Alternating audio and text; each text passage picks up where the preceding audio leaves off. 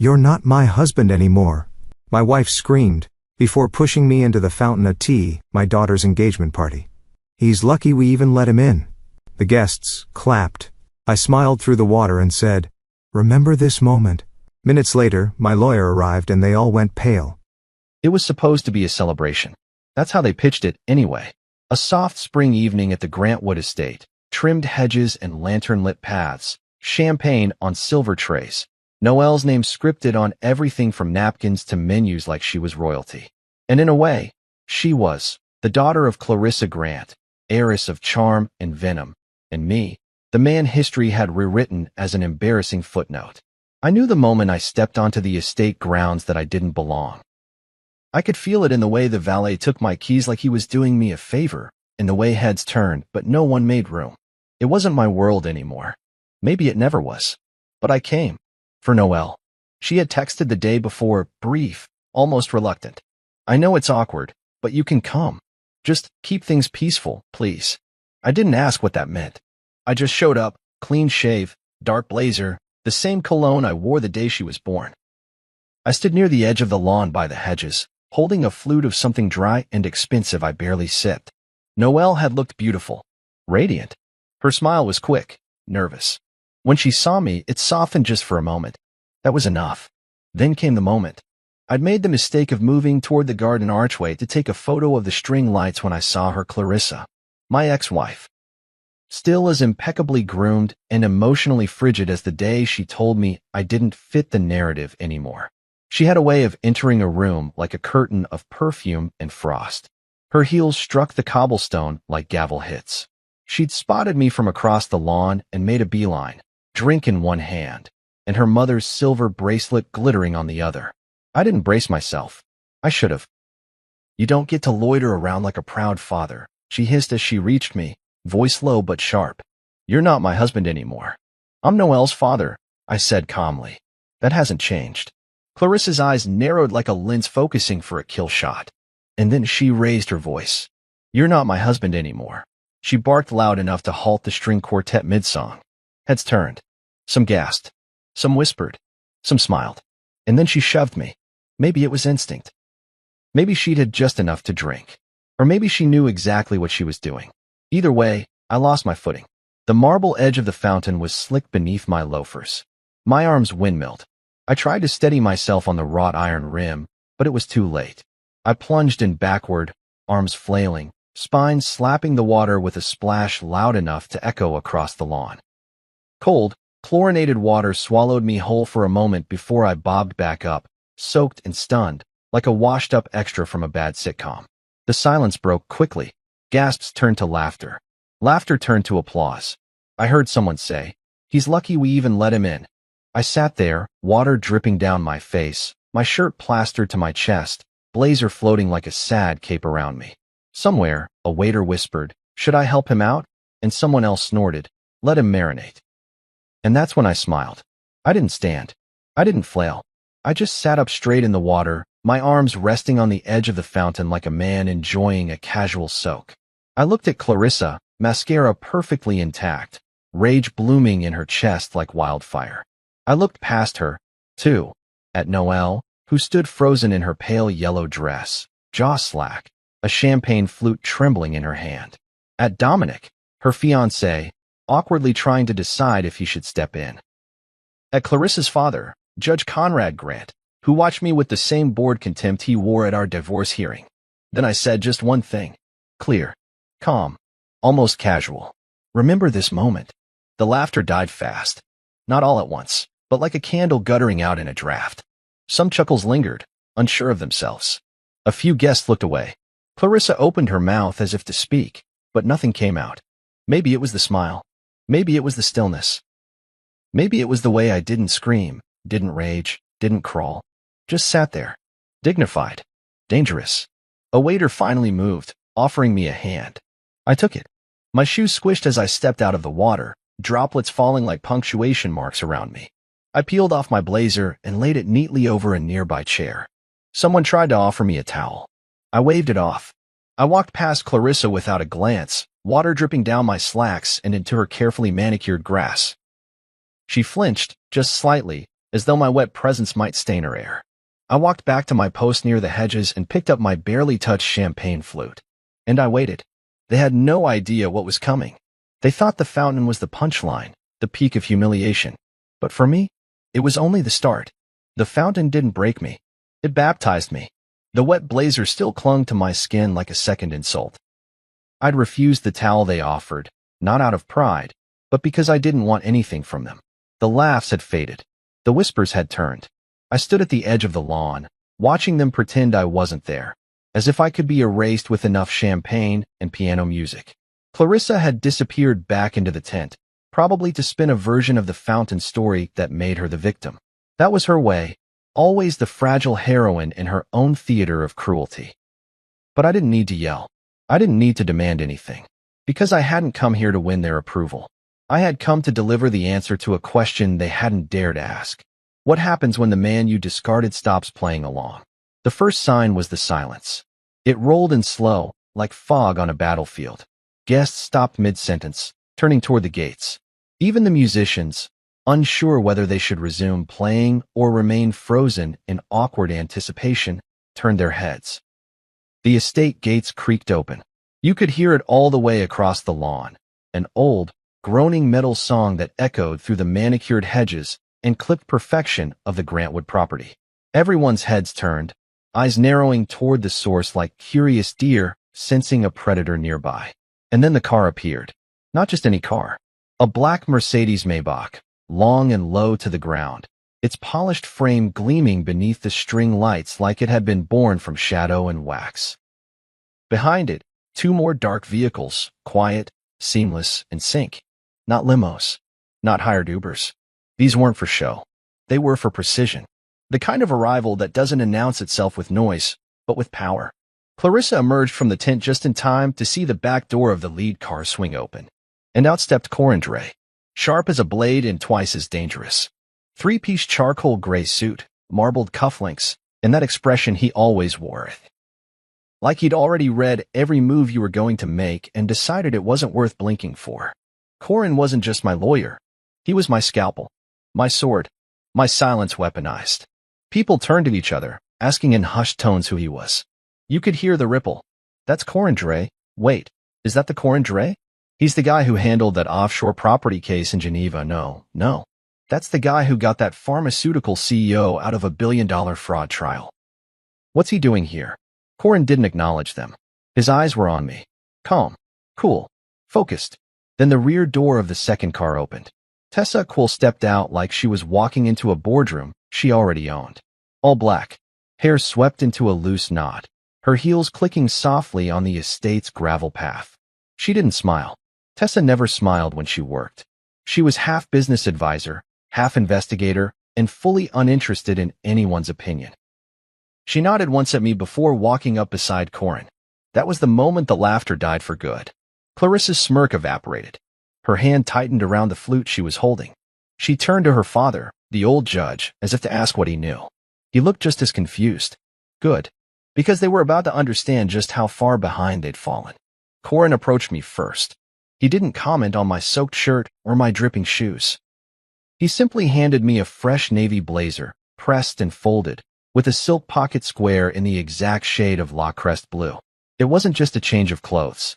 It was a reminder. I was never out of moves. Corin turned toward the crowd. No microphone. No raised voice. He didn't need one. The hush was so complete. He could have whispered, and they still would have heard every syllable. Mr. Locke has a few documents to present, Corin said, his voice calm and rich, like velvet hiding a blade. You could feel the pulse of panic skip through the crowd. People shifted, murmured. A few looked to Clarissa. She was frozen. Tessa stepped forward, opening a leather-bound folder. She held it against one arm like a judge presenting evidence. Her eyes scanned the lawn, stopping briefly on Clarissa, then Mason, Clarissa's brother, and finally the judge. She didn't blink. We'll be brief, she said, tone clipped and precise. But thorough. Clarissa stepped forward, her heels stabbing the grass. This is a private event. You don't have the right to. Corin held up a hand. Please don't interrupt. You're still in possession of company property and pending assets.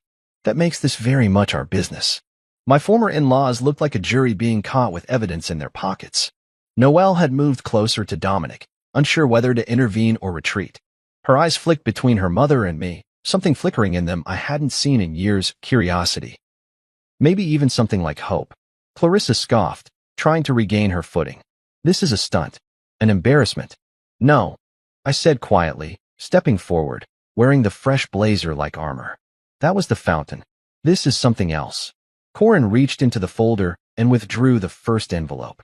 Legal notifications, he said. Filed, stamped, and served. No one moved. Tessa added, this isn't a party anymore. And that was the moment it shifted. The laughter didn't return. The derision didn't flare up again. People stopped seeing me as the man who fell into a fountain and started seeing me as something else, something they hadn't accounted for. Clarissa's expression didn't change, but her hand trembled slightly. Just enough. That was enough for me, because they thought the fall was the end, but it was just the start of their descent. Clarissa was still reeling.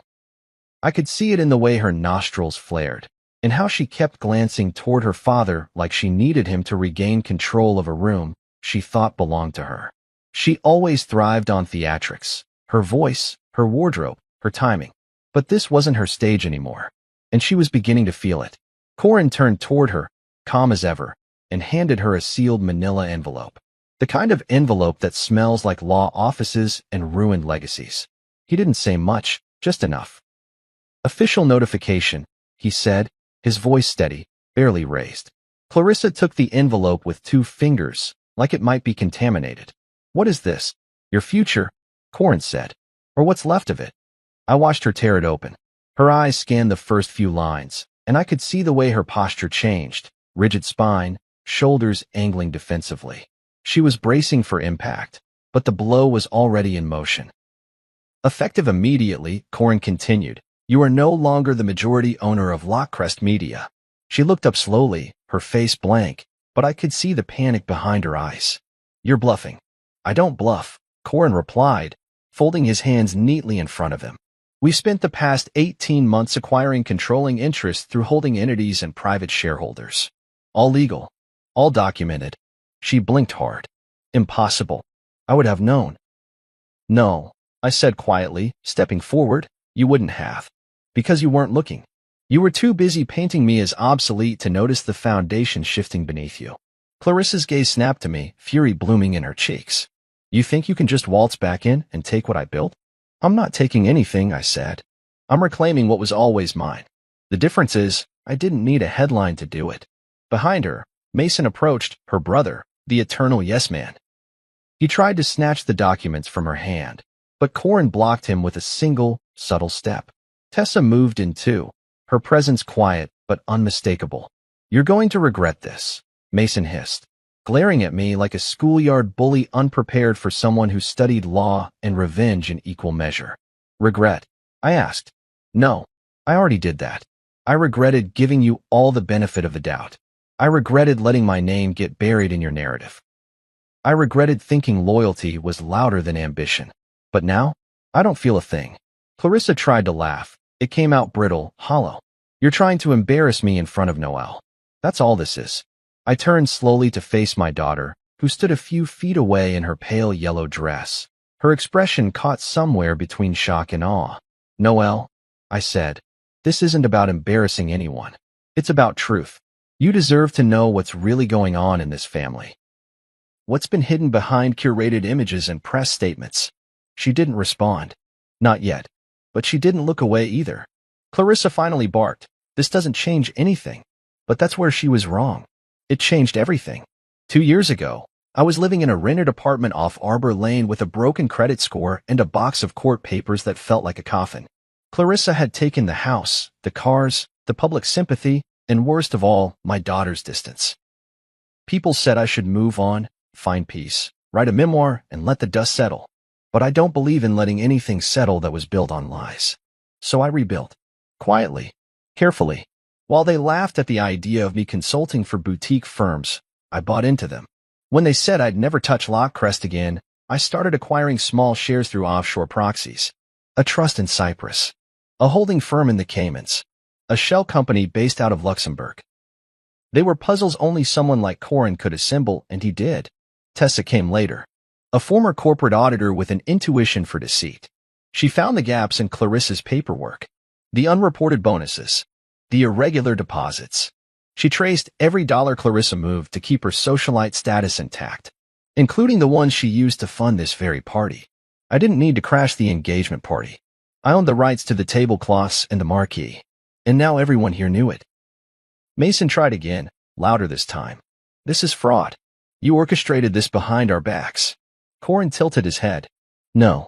What you're describing is called strategy. What Clarissa did with company funds. That's fraud. Clarissa stiffened. Watch what you say, or I'll sue. Tessa pulled another document from the folder. You might want to read this before you get litigious. Clarissa snatched it and scanned the lines.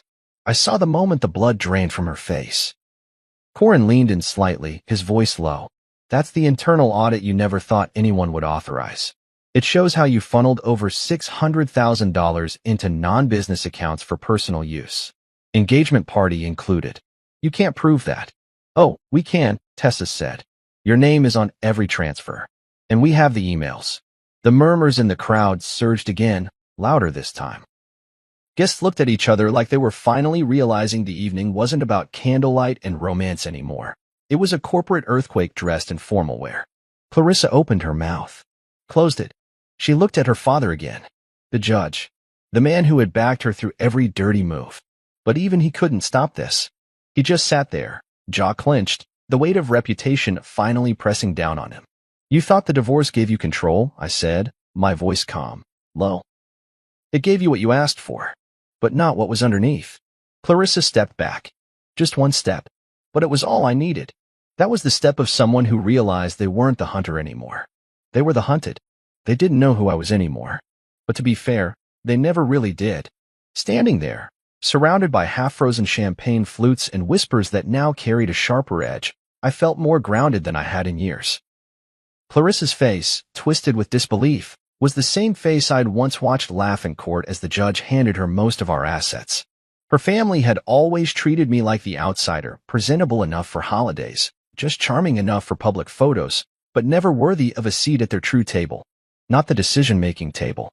Not the legacy table. And I'd accepted that, once. The weight of being less than draped over me like a suit that never quite fit. But all of that was before the fall. Not the fountain. The real fall. The divorce. The financial scorched earth policy they called a settlement. The day I left my own house with nothing but my name and a black duffel bag. That was the moment I stopped playing their game and started building my own. 5 years ago, I stood at the threshold of a one-bedroom apartment with no heat and peeling paint, holding that duffel bag like it still meant I had something to offer the world. I slept on a futon for 2 years, never once complaining, not even when the winter air bit through the cracks in the window frame. I didn't have much, but I had clarity, and time, and something far more dangerous than rage. Silence. Silence lets you observe. Silence lets you build. I started small consulting gigs for struggling businesses, strategy calls for up-and-coming tech firms too green to know their own worth. Most paid me in equity, some in late checks and handshake promises. I kept all the receipts, every slide deck I made, every dollar I reinvested. I watched companies fail and grow. I learned what made people desperate. I learned what made people reckless. And I took notes on every one. It started with one shell company, then 3, then a portfolio of 12 silent partnerships, all layered beneath Lock Strategic Holdings, a name I chose deliberately. I wanted it to sound like a legacy, and maybe because it was, just not the one they expected. While Clarissa held her galas and recited carefully crafted interviews about weathering her past, I was buying into boardrooms, quietly, legally, and methodically. The key wasn't revenge. It was anonymity. Every acquisition was a chess move. Every fund a pressure point. I wasn't chasing her. I was moving right under her, laying the groundwork for the kind of coup that never made headlines until it was already done. I still remember the day I bought the first batch of Lockcrest Media shares. Only 2% through a proxy firm in Dublin. Barely a whisper. But that was the crack in the dam. Over the next 18 months, I used every contact I had. Former partners, disillusioned shareholders, quiet dissenters in the company Clarissa thought she owned. Some of them sold just to spite her. Others had no idea who they were really selling to. It didn't matter. Piece by piece, I reclaimed what she never deserved. Corin found the final key. An overlooked clause in the post-divorce business division. Contract that Clarissa's lawyers never read closely enough. It allowed for restructuring if controlling interest changed hands. A clause that had sat dormant until I hit 51%. And then 62%. That was 72 hours ago. The morning I crossed the threshold, I stood in my office, a minimalist floor in a downtown high-rise, the walls lined with glass, not portraits. I wasn't interested in showcasing what I'd built. I was interested in what was still left to take. Tessa was already there, tablet in hand, coffee steaming beside her. "It's time," she'd said without looking up. "Everything filed?" I asked. She nodded. "Filed, timestamped, secured. The transfer emails went out an hour ago. Board notices are on their desks." Corin had stepped in a moment later, a thick folder in hand. "Shall we save the date?" I didn't smile. I just said, "Noelle's engagement party. They won't expect it." There had been a brief pause. Long enough for Tessa to glance up, her expression unreadable. "You're sure?" she asked. "Absolutely. Because I didn't want a press conference. I didn't want a boardroom coup. I wanted a garden filled with champagne and artifice. I wanted the same curated elegance they had always used to make me feel small. And I wanted to reclaim it, not with a bang, but with a signature. Now, standing under the same string lights they once toasted under without me, I wasn't thinking about humiliation. I wasn't thinking about the fountain or the gasp of guests. I was thinking about the woman who once told me I was lucky to be married to her. The woman who told me, "You're not built for empire." The woman who now stood shaking with an envelope in her hand, while the empire around her cracked beneath the weight of its own ego. They didn't know who I was anymore, but they were learning. Every whispered conversation. Every side-eye from a guest trying to gauge which side of history to stand on. Every dry mouth swallowing regret. Clarissa wasn't used to being outplayed. She didn't know how to handle it. She moved like a cornered animal, nostrils flaring, smile plastered over panic, trying to spin a new reality faster than the old one fell apart. "None of this changes what people think of you," she hissed when she finally reached me again. "You're still the man I left." "No," I said, quietly. "I'm the man you didn't see coming." She opened her mouth to retort, but I stepped around her, leaving only the scent of ink and precision in my wake. I looked up and met Noelle's eyes. She was watching, really watching. The kind of look that strips years off memory and makes you hope. I didn't wave. I didn't explain. I just nodded once and walked back to where Corin and Tessa stood waiting. Because foundations don't need applause. They just need to hold until everything else collapses. The scent of jasmine and wine lingered in the air, clinging to the tension that now stretched across the lawn like a taut wire. Moments ago, the guests had been raising toasts, posing under fairy lights, clinking glasses over shrimp canapes. Now, they stood in uncertain clusters, champagne half-lifted, conversations paused mid-sentence, faces turned toward me in the small storm I brought with me. I stepped forward, the soft squish of my damp shoes meeting the manicured grass the only sound in the brief hush. I wasn't just reclaiming space. I was shifting the axis of the entire evening. I looked directly at the string quartet, whose instruments still rested awkwardly in their laps after Clarissa's earlier outburst. "You can stop playing," I said flatly. "This engagement party is being recorded." Some guests laughed nervously, unsure if it was a joke. Clarissa didn't. She snapped her head toward me, expression twisted with disbelief. "You're insane. This is harassment." Then Corin stepped up beside me, holding a tri-folded document with a gold seal and a judge's stamp. He unfolded it slowly, deliberately. No flourish. Just weight. Legitimacy. Finality. "This," he said, holding it high enough for Clarissa and her father to see, "is a court-approved authorization for emergency shareholder disclosures in a setting involving disputed corporate assets." What the hell does that mean?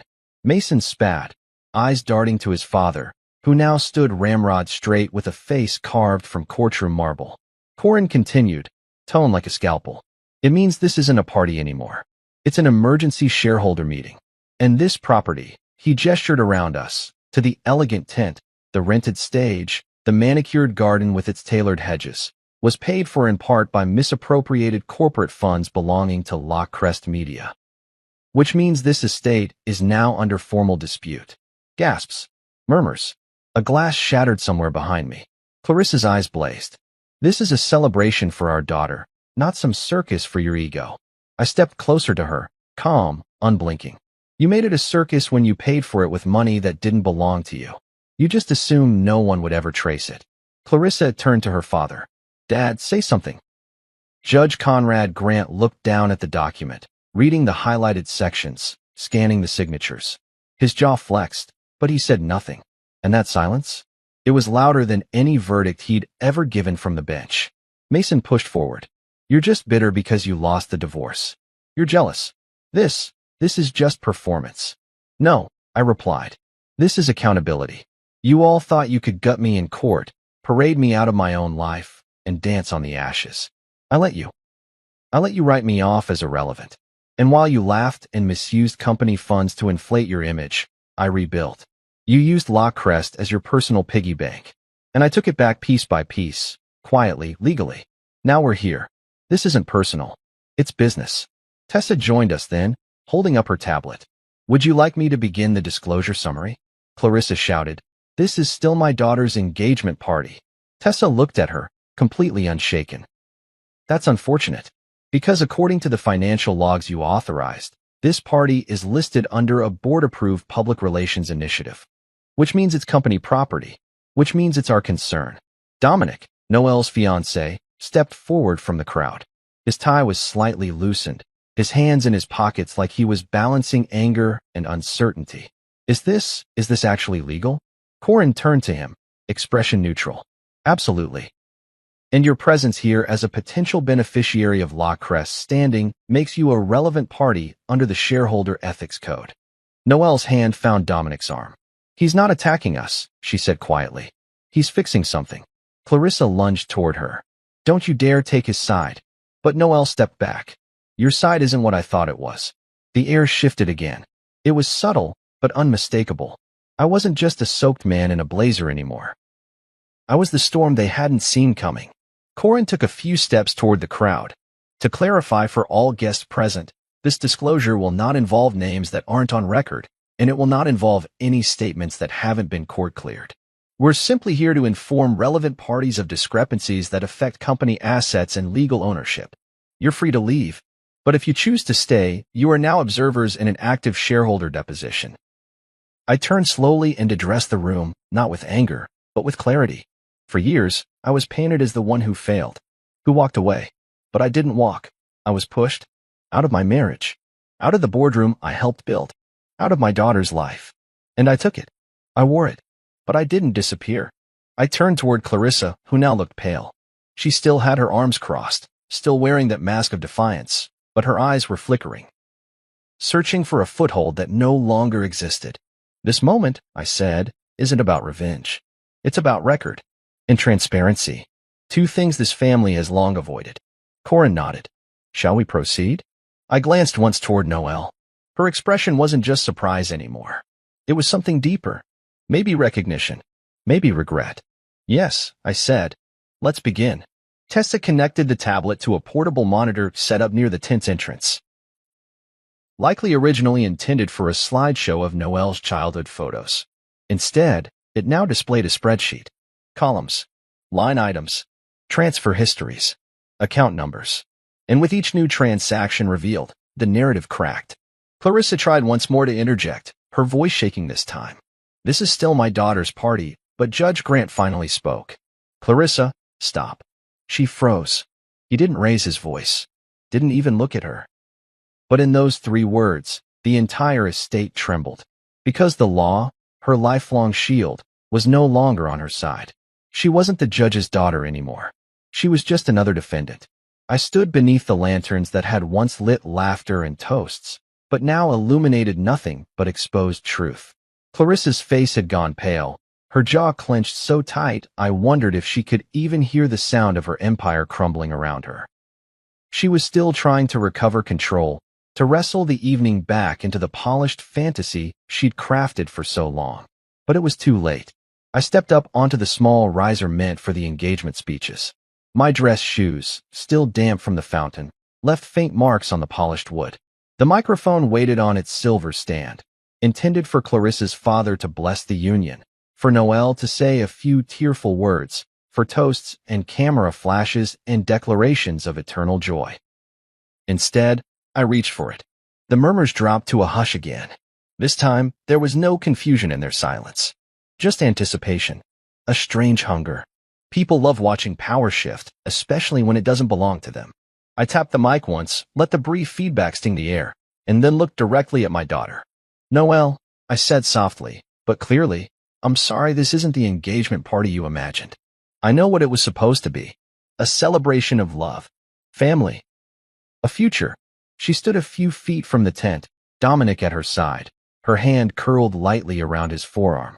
Her eyes, deep brown like mine, held everything. Conflict, uncertainty, and something else. Stillness. I turned to the rest of the guests. "But if we're going to talk about a future, then we need to start with the truth. No smoke. No mirrors." I let that settle before shifting my gaze. I found Dominic in the crowd, his stance square, his expression guarded. His father stood beside him, lean, salt-haired, with the cautious posture of a man trying to decide if he was watching an implosion or an opening act. I locked eyes with Dominic. "Do your parents know," I asked, "how this family has treated me? The man who raised Noelle? The man who showed up for recitals, birthday parties, every scraped knee and science fair, even after I was dragged out of my own home." Dominic didn't blink. "They do now." His voice didn't carry anger, just understanding. A quiet kind of allegiance I didn't expect, but appreciated. Clarissa surged forward, heels striking the stone like war drums. "This is not the time for this. You're humiliating yourself." I turned to her calmly. "Clarissa, this stopped being about me the moment you used company funds to manufacture this illusion. You turned a family milestone into a PR stunt. You invited everyone except the truth. You're using our daughter's engagement to air your grievances." I cut her off. Not with volume, but with finality. "No, I'm using this moment to reclaim what was stolen. My voice, my integrity, my place in a family that tried to erase me." I looked back to Dominic. "I'm not here to undermine your engagement. I'm here to make sure the man marrying my daughter sees clearly that you know what stands behind the curtain. Not just the curated photos and the floral arrangements, but the rod in the foundation." His mother, elegant, wearing a sapphire dress and pearls, stepped forward gently. "We'd heard things," she said, "but we assumed they were exaggerated." Clarissa's family presented a very different picture. I nodded. They always did. And I let them. For years, I stayed silent for Noelle's sake. I let them distort who I was because I believed one day she'd come looking for the truth on her own. Clarissa tried again to grab the mic, but Tessa stepped forward just in time. Her hand didn't need to touch Clarissa, just hovered in warning. That was enough.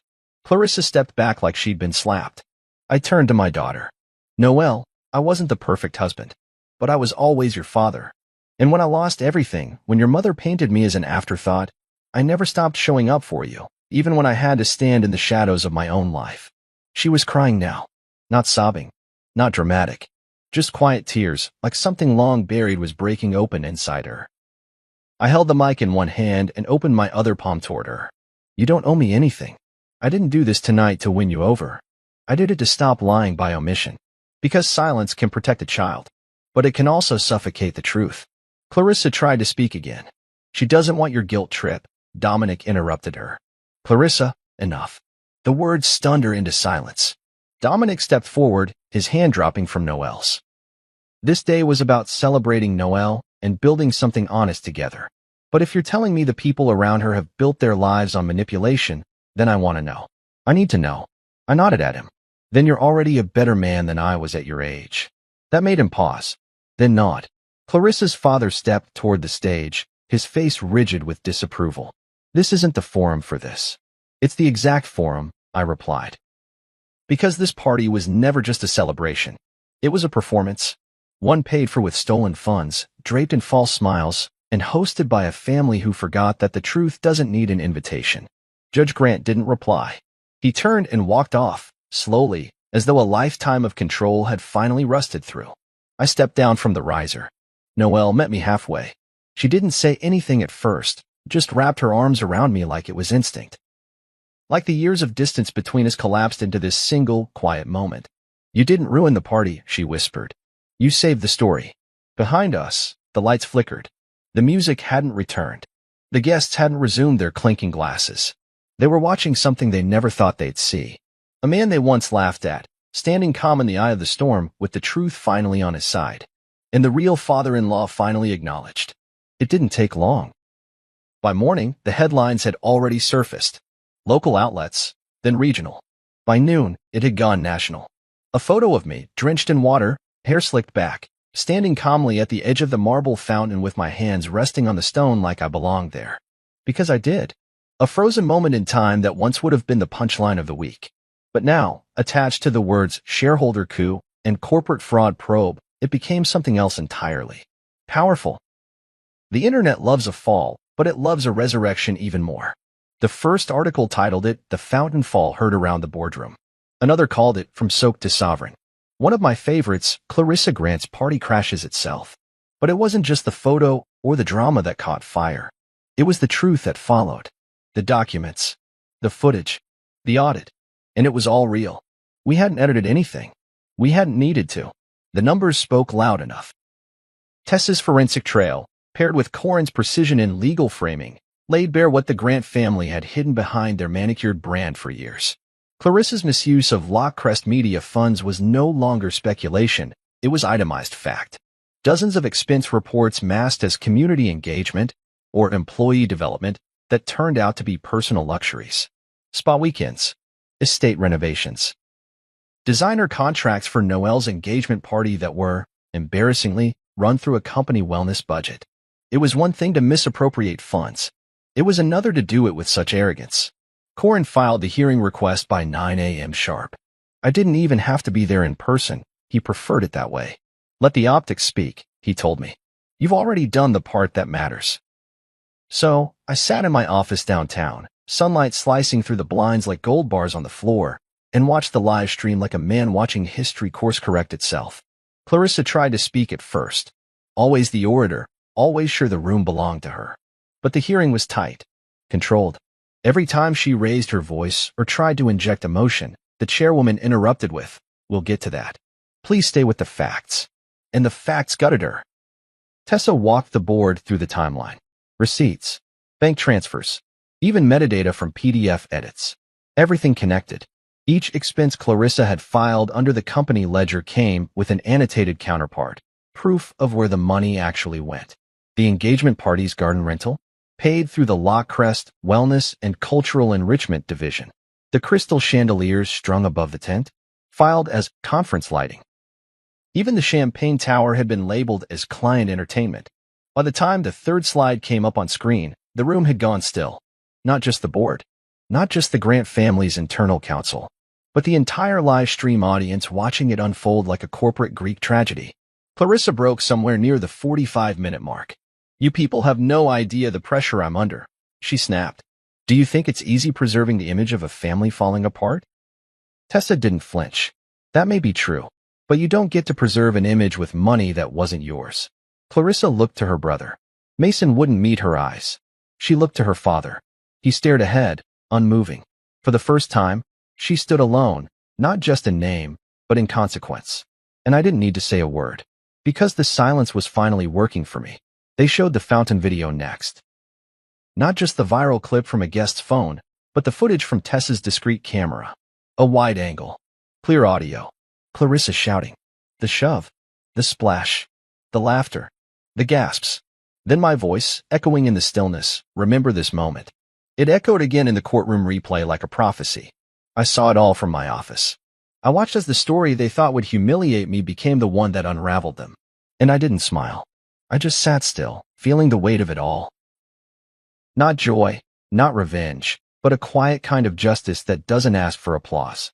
By late afternoon, the board voted to suspend Clarissa pending full investigation. She tried to argue, to pivot, to reframe. But the gavel came down, figuratively and literally, and it was done. Clarissa Grant, the woman who once kicked me out of a boardroom with a condescending wave of her hand, was now under investigation by a board she no longer controlled. The PR fallout was fast and brutal. Lockcrest's social media page disabled comments within hours. Sponsors pulled their banners from the homepage. News anchors who once fawned over Clarissa's philanthropic galas now replayed the fountain video with slow-motion captions. Even the judge, her father, came under scrutiny. His signature had authorized several discretionary spending reports. Corin made sure to reference them subtly in the hearing. Just enough to raise eyebrows. Just enough to make the old man sweat. And through it all, I said nothing. Because I didn't need to anymore. That evening, I got a call. Not from Clarissa. Not from Mason. But from Noelle. She didn't speak at first. I could hear wind, maybe from a balcony or a park bench. Then, her voice. Dad? That word, simple and soft, did more to shake me than any verdict. I'm here, I said. I saw everything, she whispered. I didn't know it was that bad. It's okay, I said. You weren't supposed to know. They made sure of that. I'm sorry I didn't ask sooner. Or see it. She paused. I guess I believed what they told me. That's what they wanted. Another pause. Is it too late to start over? I closed my eyes. No, I said. It's exactly the right time. I didn't need headlines. I didn't need the boardroom cheers or the shifting alliances. I just needed that. Because in the end, the public reckoning wasn't just about Clarissa. It was about me, finally being seen, not as the man who fell, but as the one who stood, quietly, while the world caught up. The hearing concluded, but its tremors were only beginning to ripple through the walls of Loch Crest media, and through the hearts of the people who once ruled it like a fiefdom. I didn't rush. I didn't gloat. Instead, I moved with precision. Every step, every decision, was calculated, not for vengeance, but to restore what had been quietly dismantled in my name. 3 days after the board's suspension vote, I stood in the glass conference room on the 37th floor of the Loch Strategic Holdings building, downtown. The room was bright, sun spilling across the long oak table, and at the far end sat Corin, flipping through a set of documents that would change the company's course. Tessa was beside him, expression sharp, tablet in hand, a digital trail of signatures and acquisitions lighting her screen. This is the final set, Corin said, sliding a leather folder toward me. You sign this, and it's done. 62%. Full executive control reinstated under your name. I paused, fingertips grazing the leather. The folder was heavy, not in weight, but in meaning. This was the moment. Not the moment of spectacle, not the party, or the hearing, or the social media chaos, but the quiet, personal shift that no one could take from me. Ownership. Real. Legal. Earned. I opened the folder and scanned the page. My name, printed clearly beneath the company seal, Graham Locke. Founder. Executive Chair. Majority Stakeholder. Clarissa had always thought she won because she walked away with the building, the brand, and the sympathy. But she'd never seen the foundations. The architecture beneath the name. I had spent the last 2 years rebuilding those beams until she was standing in a penthouse she didn't even realize I owned. I signed. Corin nodded, collected the documents, and handed them to a courier waiting outside. The trust is reinstated. Loch Crest's foundational clause is now under your protection, and we've restructured the board to include the original family trust as a voting member. Tessa leaned forward. That includes your daughter. I looked at her, brows raised. She doesn't even know about the trust. She will, Tessa said, by tomorrow morning. The trust. I'd buried it after the divorce. Sealed it away beneath multiple firms, not because I didn't believe in it, but because I wasn't ready to watch it fall into hands that would misuse it. Loch Crest had once been meant for Noelle. That had always been the plan. Until Clarissa and her family swept through it like locusts, leaving her future tangled in their vanity. But not anymore. I'd restored the trust. Quietly. Legally. Irrevocably. And Noelle's name was on it again. Not just symbolically, but as beneficiary, board proxy, and eventual successor. That afternoon, I invited her to meet me, neutral ground. A cafe near the water, tucked behind the marina, far from her mother's reach and the eyes of the press. She arrived 10 minutes early, wearing jeans, a gray sweater, and sunglasses large enough to hide what the last few days had probably done to her. When she saw me, she hesitated, then walked over. Hi, she said. Hi, I replied. We sat across from each other, 2 cups of tea between us, steam rising slowly into the cold air. You signed the documents? She asked. I did. So it's yours again. I didn't correct her. Not because she was wrong, but because it wasn't about possession. It was about responsibility. I've restored the original Locke family trust, I said. The one you were removed from. She blinked. I didn't know I was ever on it. You were. Until shortly after the divorce. They used a technical clause to reallocate it. You were 17, too young to contest it. too distracted by everything going on. Why didn't you say anything? I looked down at my tea. Because I didn't want you to feel like you had to choose between us. I didn't want the company to be another battlefield. You were a child. It wasn't your burden to carry. Tears rimmed her eyes, but she didn't let them fall. So what happens now? You're back on the trust, I said. Full rights. Control when you're ready. Until then, you have board voting authority. She looked stunned. I thought you hated what Lockcrest had become. I did. But that's why I couldn't leave it in their hands. She swallowed. Mom's furious. She says you manipulated everything. I didn't manipulate anything. I did what she did, only better. I just never lied about who I did it for. There was a long silence between us. A fragile moment suspended in air. Then she whispered, why didn't you ever tell me how bad it was? I met her eyes. Because I didn't want to win you back with money. Or power. I wanted to be your father, not your strategy. And that, finally, broke through whatever wall had been standing between us. She reached across the table and took my hand. Small. Familiar. The same hand that once wrapped around my finger when she was an infant. The same hand I held through every scraped knee and dentist appointment and tearful breakup. I wish I had asked sooner, she said. I knew you would when you were ready. Later that night, Clarissa's father, Judge Conrad Grant, stood before his own legal advisory panel, grilled about signatures and authorizations tied to the trust transfers from years ago. His defense was weak. His paper trail weaker. And when Corin presented the override clause bearing his signature, dated 3 days before the trust was restructured illegally, the room shifted. You won't get away with this, he growled at me, moments before he was escorted out of the review chamber. Corin barely looked up from his notes. You already helped us do it, Judge. Your signature's on the override. Clarissa didn't show her face. She didn't call, not even to scream. Her empire had cracked, and she was buried beneath the weight of it. And for the first time in years, I slept, fully, deeply, without the ache of injustice beneath my ribs. Because I hadn't just reclaimed ownership of a company. I had given my daughter the future they tried to steal from both of us. And I did it without a single lie. I stood in the quiet of my penthouse living room, panes of floor-to-ceiling glass framing the city lights like jewels on black velvet, holding a glass of scotch I had no intention of finishing. On the coffee table lay a stack of unfiled reports, shareholder notices, and the court's final ruling on Lockcrest's ownership transfer. Tessa was still cross-referencing last-minute signatures in the adjacent study, and Corin was on the phone, giving his parting remarks to the last group of disgruntled advisors who hadn't yet come to terms with the new reality. It felt surreal, this calm after the storm. A storm I'd summoned, yes, but also one I'd weathered with deliberate composure. I'd thought revenge would feel sweet. Bitter, maybe, but undeniably sweet.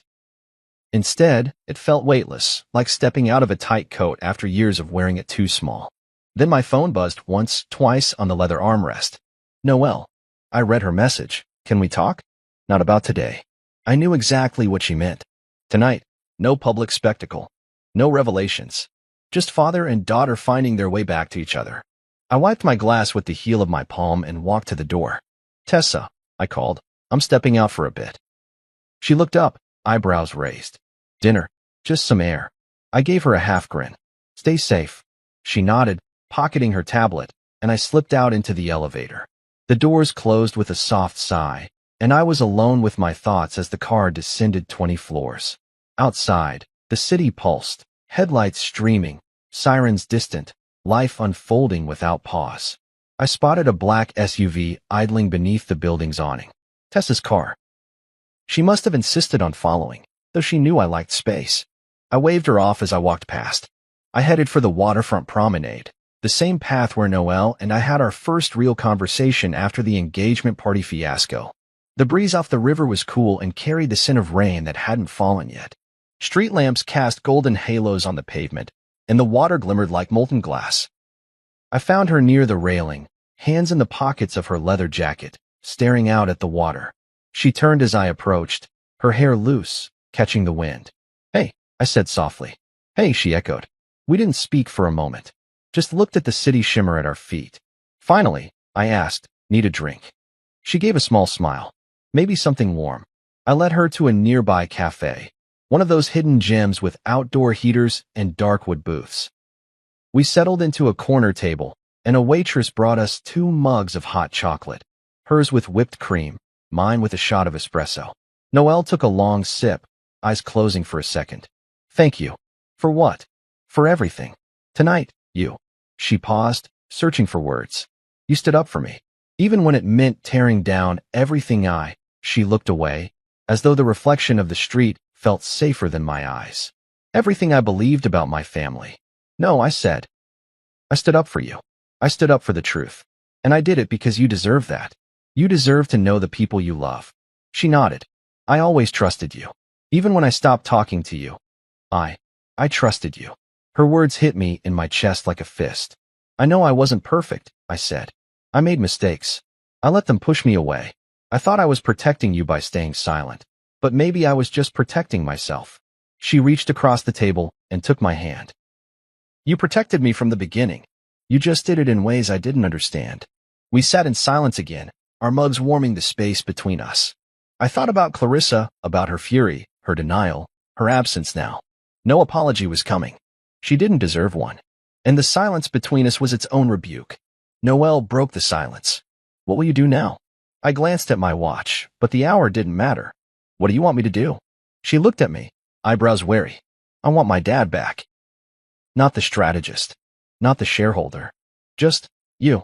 I felt a flush in my throat, the kind that makes your voice catch. That's all I ever wanted. She smiled, small but real. Then let's start. I squeezed her hand. Anything you need. She hesitated. Just stay with me tomorrow. Maybe talk about something else. My trip to Spain next month. College visits. Spain, I repeated, smiling. Yeah, tell me more. She leaned back, warmed by the chocolate and the promise of normalcy. It's not just a trip. It's for my study abroad program. But I don't know if I should go. With everything that's happened, I feel like I need to be here. You need to do what's best for you, I said. If Spain is where you'll find yourself, you should go. I'll be here waiting. She nodded, biting her lip. I'll think about it. We finished our drinks. The conversation drifted to lighter topics. Books she'd been reading, a movie she wanted to see, her favorite coffee shop downtown. Normal things. Precious things. When we finally stepped back into the night air, the rain had fallen, just a sprinkle, enough to glisten on our jackets. I offered her my arm, and she linked hers through mine. Thank you, she said again. For what? For not letting me go without a fight. I paused under a lamppost, looking at her. You never did. She looked up at me, a flicker of laughter in her eyes. Good, because I don't know what I'd do without you. We walked back toward the building, footsteps echoing. I thought about the month to come, paperwork to finalize, board meetings, public announcements. But none of that felt as important as this moment. The real victory wasn't the company. It wasn't the court's final ruling. It was this, reclaiming the role I'd lost, rebuilding the bond I'd misplaced, and doing it without apology. Because some things don't need one. By the time we reached the entrance, Noelle paused. Dad, yeah? Good night. Good night, kiddo. I watched her head inside, safe and sure. Then I turned, walked to my car, and slid behind the wheel. And for the first time in a long time, I knew, without doubt, that I was exactly where I was meant to be. No apologies needed. Just the promise of tomorrow. 1 month later, the estate where I was shoved into a fountain was listed for sale. I saw the headline on a property wire at 8:30 in the morning. Grantwood Estate to be auctioned under bank order. A familiar photo accompanied the listing, the sprawling lawn, the stone fountain gleaming at its center, the balcony where Clarissa once delivered grand speeches like she was royalty. The caption below read, former home of the Grant family, now in foreclosure following financial restructuring. I didn't smile. Not right away. There was a moment, just a moment, where I closed my eyes and let the silence settle. A kind of quiet that felt deeper than peace. Final. Clarissa hadn't called. Mason hadn't reached out. Even Judge Grant had retreated into whatever retirement shell he'd built to escape the collapse. No statements. No spin. Just absence. It was perfect. I stood on the rooftop of my building, coffee in one hand, the city spread out in every direction like a world I finally owned again. Below me, cars moved like blood through arteries. Lives continued. But up here, it felt still. Balanced. Tessa stepped out from the elevator behind me, tablet in hand, sunglasses resting on her head. Her coat whipped in the spring wind. You're up early, she said, approaching with her usual half-smirk. I never sleep late, I replied. Too much noise in my head. She handed me the tablet. Next acquisition. Already in motion. Investors are waiting for green light by Friday. I scanned the document. Details of a media subsidiary we'd quietly begun circling weeks ago. It was perfect. Profitable. And vulnerable. Just the way I like them. As I handed the tablet back, Tessa lingered. You smiled in that fountain, she said, eyes fixed on me. Most people would have snapped, yelled, lashed out. You smiled. I chuckled, a low, dry sound. Because it wasn't the real humiliation. What was? Thinking I ever needed their validation. I took a sip of my coffee and stared out at the skyline. The fountain was just water. Cold. Brief. What they did to me years before. That was the real betrayal. And I survived that. She studied me for a beat. You're not like most clients. No, I said. I never was. Tessa didn't say anything for a moment. Then, more softly, but that night changed you. I watched it. It didn't change me, I said. It revealed me. We both turned toward the edge of the rooftop, where a glass barrier separated us from the drop.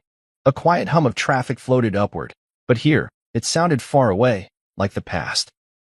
Some people drown in moments like that, she said, her voice distant. But not you. I thought about that night. The water clinging to my suit. The sound of champagne laughter behind me. Clarissa's triumphant smirk, already picturing the group chat messages she'd send with photos of me flailing in the fountain. I'd felt the cold pierce through every layer of pride I still had. But I didn't react the way they expected. I smiled. I let the moment freeze, and I owned it. No, I answered her. I swam through it. She looked at me, eyebrows raised. And I walked out dry. That silence between us lingered, a soft kind of acknowledgement. The kind you share with someone who's seen your blood on the floor and never asked you to bleed again. I stepped away from the edge and headed back toward the stairwell, coffee in hand. Get a new coat, I said over my shoulder. We've got a press call at noon. Yes, boss, she called after me. By the time I reached the office below, Corin was already waiting in the executive conference room. Crisp suit. Neutral expression. On the screen behind him was the company's new homepage, my homepage. Lock Strategic Holdings was now Lockcrest Global, and the landing page had changed overnight. It no longer bore the pristine, magazine-polished face of Clarissa or Mason or any other member of the old guard. It had mine. Not a posed portrait. Not airbrushed. Just me. Standing on the courthouse steps from last week's final hearing, suit damp from a light rain, umbrella folded at my side. Serious. Present. Real. Beneath the image was a quote I hadn't authorized, but had no intention of removing. Sometimes the man you cast out is the one who rebuilds the house. Corin tilted his head toward the screen. Too dramatic? No. I said, eyes still on the image. Exactly right. He set a folder in front of me. Judge Grant officially recused himself from the trust oversight. Clarissa's assets have been frozen. Mason's involvement is under review. Everything you predicted is unfolding. I opened the folder slowly, scanning the signatures. Every page felt like a brick laid in the foundation of a home I was reclaiming. Not just for me, but for Noelle. And my daughter? I asked. Corin smiled slightly. She's reviewing the Spain program. Asked me to vet the school's financial backing. She trusts you now. Good, I murmured. That's all I ever wanted. That afternoon, I stood at the same fountain I'd been pushed into, not at the estate, but in the park downtown. A similar marble design. Elegant. Circular. A symbolic reminder. But here, I was alone. I leaned on the edge, staring into the water. Clear. Still. I reached into my coat pocket and pulled out a photo. Noelle at age 6, holding my hand at her school's fall fair. Her smile was big, toothy. I remembered that day. She'd won a prize for naming all the planets in the solar system in order. I let the photo drift down into the fountain, not as an act of letting go, but of honoring the man who never stopped showing up, even when he was uninvited. The water rippled once, then settled. And me? I walked away dry. After listening to today's story, perhaps it has raised some new questions in your mind, or maybe it has brought back some old memories. Every day on Reddit, new experiences and moments create fresh stories, and they connect all of us. Everyone has their own unique journey in life, and we all try to understand the world in our own way. These kinds of moments remind us that we are all human, sometimes happy, sometimes sad, and always learning something new. If you enjoyed this story, feel free to share it with your friends. Your thoughts and feedback are always valuable to us, as they motivate us to create even better content.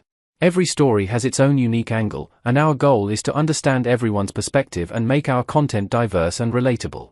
Stories like these help us realize that life's journey is different for everyone, and by hearing other stories, we learn something new.